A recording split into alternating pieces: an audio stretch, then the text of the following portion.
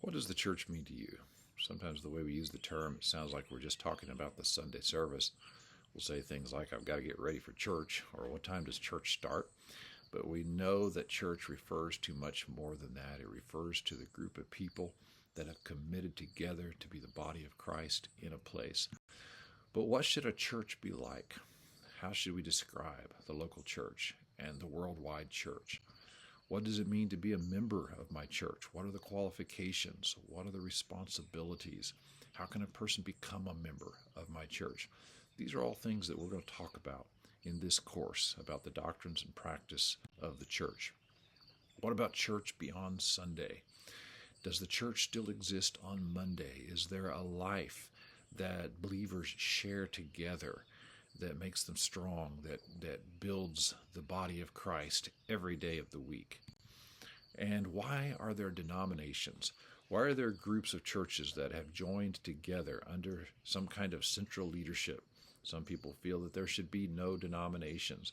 But is there a reason that churches should partner together to accomplish something of the mission that God has given us in this world? We're going to explore some of those reasons.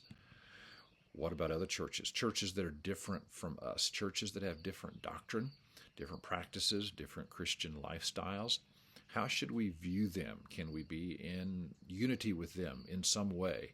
Can we fellowship with them? Can we cooperate with them to accomplish something? That's something that is important for a believer to understand. And then what about the world around us? God has given us a mission to reach out and to be salt and light in the communities where He has put us. How do we do that? What is the church's relationship to its community? And then there are practical issues like the financial support of the church. Is it right for a pastor to teach his people to tithe? Or is that just an Old Testament concept that doesn't apply to us today? We're going to look at that.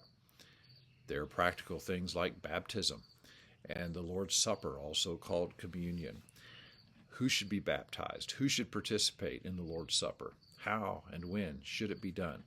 These are things that are part of the life of the church that we need to understand how to do properly. And then how do we deal with members who fall into sin?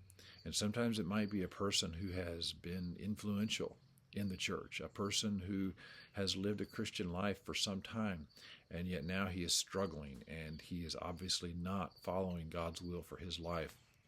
How do we protect the testimony of the church and at the same time do our best to help this person who is struggling?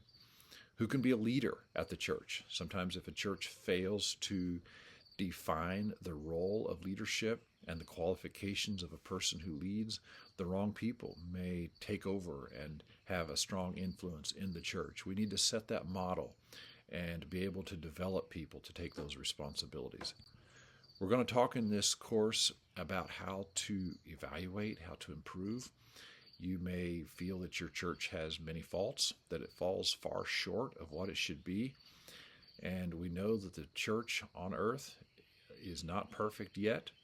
And we're going to talk about how God leads us to develop and how God can help us to accomplish His mission in this world.